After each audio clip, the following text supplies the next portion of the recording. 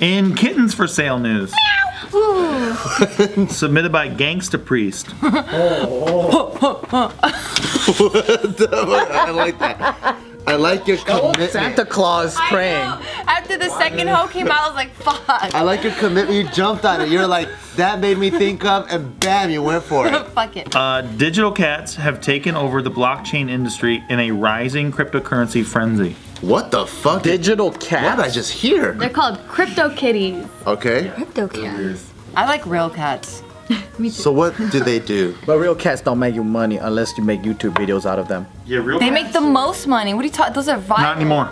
Oh, Not fuck anymore. them. They're not cool anymore. They're not in. You're about to be... No. I'm talking like 200 ether for one crypto kitty is the current record. Where do you get crypto kitties? What the fuck is this? Yeah. Steve's gonna help me with this. I'm confused as fuck. Okay, so as of right now, there are more than 6,000 people trading in electronic cats, with the total transaction volume exceeding $7 million as of last week. I'm confused. Okay.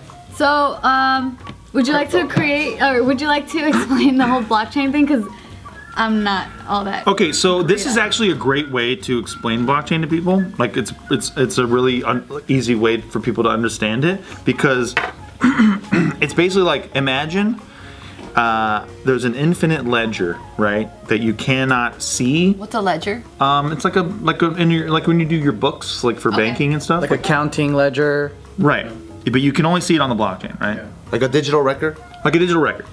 And so for crypto kitties, and I love it because it's very trolly to what we all accept as economic norms. Basically, like, there's only a certain amount of crypto kitties that they're generating, like, I think every 5 minutes. And they're called Generation Zero or something like that, Yeah. crypto kitties. And so, and these are unique, right? They're only generating this many. It's just like Beanie Babies. It's like, this is Generation 1. Or it's like Pokemon cards, right? It's like, this is Generation 1 Pokemon cards. You're never going to get this again because we're going to stop printing them. So it creates a deflationary value to the crypto kitties that are already in existence.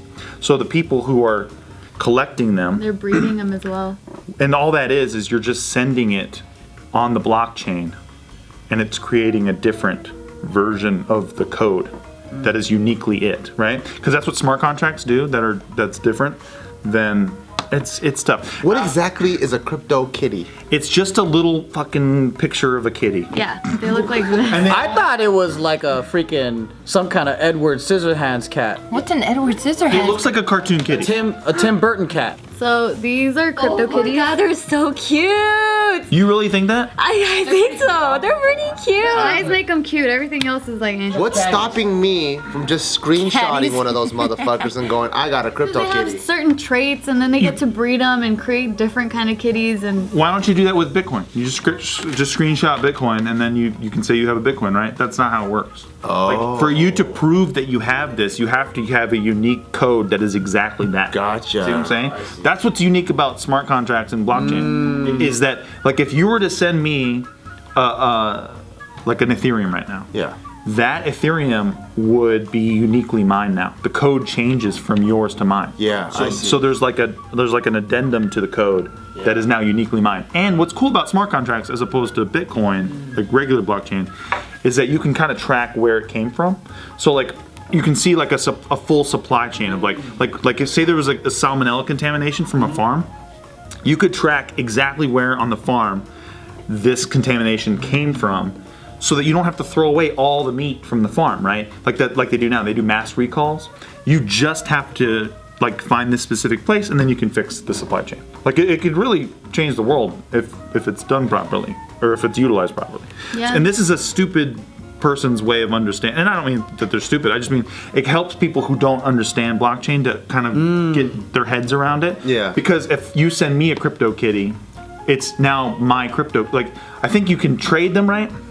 And then if you breed them, you need what's called gas, which is, it basically allows you to transact on the Ethereum blockchain.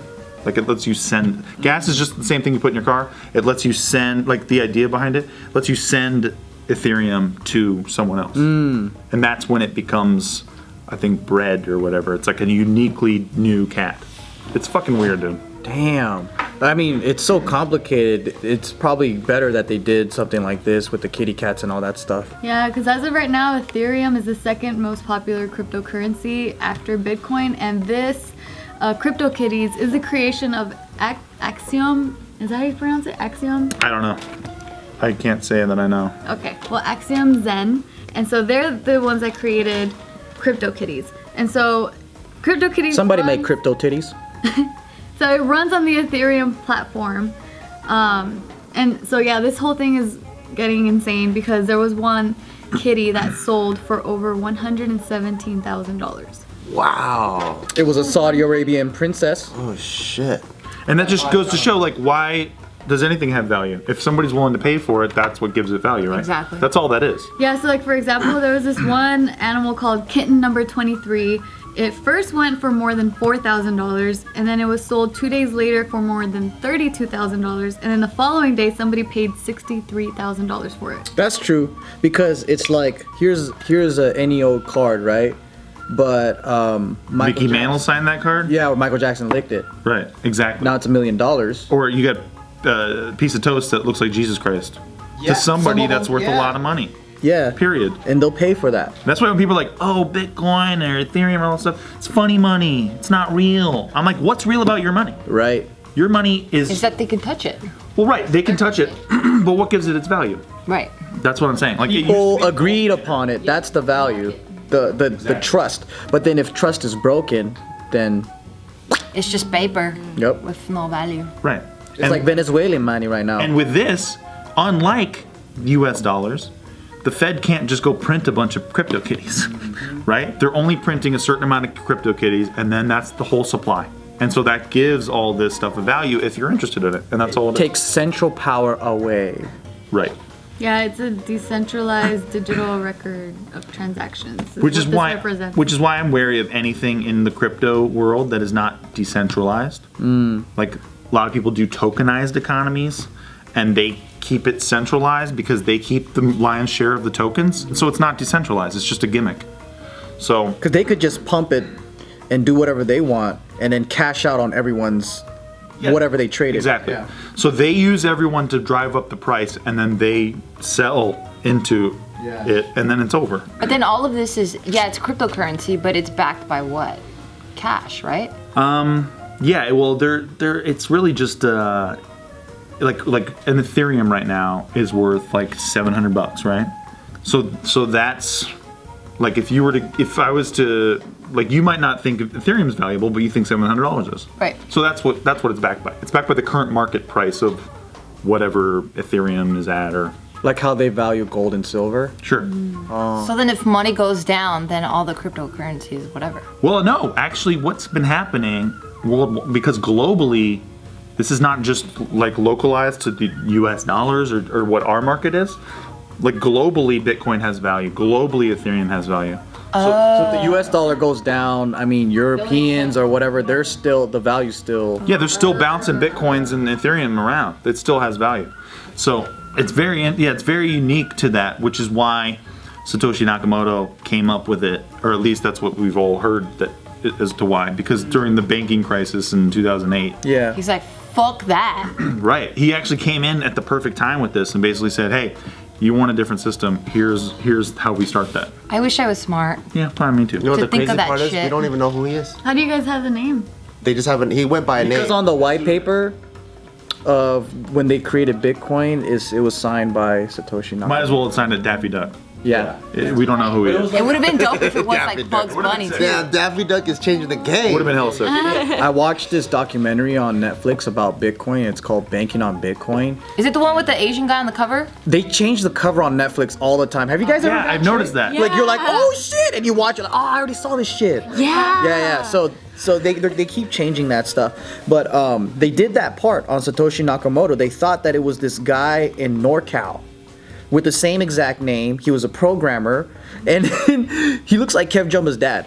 And he's all like, I don't even know what this Bitcoin is. I have nothing to do with it. Or he could have been playing. And they kept it in the movie? Yeah, no, because he was getting harassed.